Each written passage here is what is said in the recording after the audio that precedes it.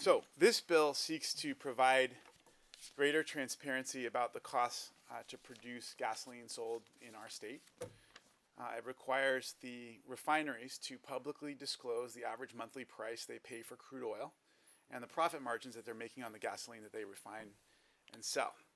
And then combining this information with other publicly available pricing data will provide us with a clearer picture of who is profiting off of gasoline sold in the Golden State. And we can then also evaluate many of the claims that are being made by both lovers and haters of the oil industry.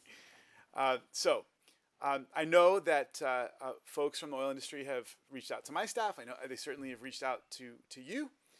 I know as well. And there was a 4-page single-space opposition letter that we read very carefully. In the end of the day, from their perspective, the findings and declarations in the bill missed the mark. I'll tell you, I'm happy to delete them if that's going to help. They've also claimed that there have already been investigations onto oil prices and there's been nothing found to see. They've argued that the cost focuses on cost inflation. That the bill focuses on cost inflation. That's really more the fault of gasoline retailers. They've also asserted to staff that California drivers pay more at the pump, mostly because our government requires cleaner gasoline and has higher taxes and environmental fees than neighboring states. So I think there is absolute truth to every single one of those arguments. But we also know, when you break it down, that those arguments don't tell the whole story. Right? We can quantify the gas tax. We can quantify the environmental costs. And we can certainly see cost inflation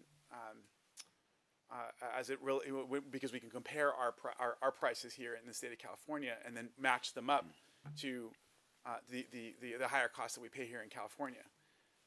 And in the end of the day, we still know that there's a price difference between when you take all those things into account. There's still a price difference between what we pay here in California and what folks pay in other states. And so I remain unconvinced that adding some sunlight on refining pricing and practices is going to threaten the public good. I think that we have everything. We have a lot to gain from shining some more light on the pricing structure, which means so much to everyday people. So I'll just give you an example that I think is at the heart of this. Down in my neck of the woods in 2015, there was a big explosion at the Torrance Refinery. There's only about 6 or so refineries that are producing the special blend of gas that we use here in the state of California. And the prices went up. So because that refinery was offline, the prices went up about $1.50 a gallon in the immediate aftermath of the refinery. But the interesting thing is, economists predicted that once the refinery was back up and running, the prices would just return exactly back to normal. Of course, corrected for the international fluctuation in prices. But the interesting thing is, the prices stayed inflated. They came down, but they never came down. It went up about $1.50, and then the prices came down a little less than $1. And for 7 years now, the prices have stayed inflated. So this bill, among other things, would provide a clearer picture of just who's profiting and to what extent.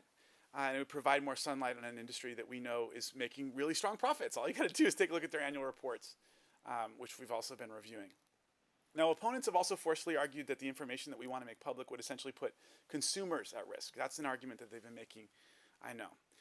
They claim that the data is too market sensitive, and it could be used by clever commodities traders to drive up the cost of gas even more. I don't dismiss these claims haphazardly, but I would note a few things with regards to this argument. The pricing information in the bill is data that the oil companies have already shared in the past within California. It's data that their publicly traded companies already disclose to shareholders. And it's also data that in various formats oil companies already publicly disclose in a number of other American states. And of course, it's also data that's shared way after the fact. You can engage in very effective arbitrage if you have real-time access to data with regards to pricing. But we're talking about a month or so after the fact. And of course, if disclosure of this data really is that risky, we as legislators should trust that our regulators and oversight agencies tell us so. But I've personally spoken to leadership, both of the Department of Justice, directly to the Attorney General, also the leadership of the California Energy Commission. They have not asked me to abandon this path and drop this bill. In fact, some of the claims that have been made that we, the folks over in both of those agencies,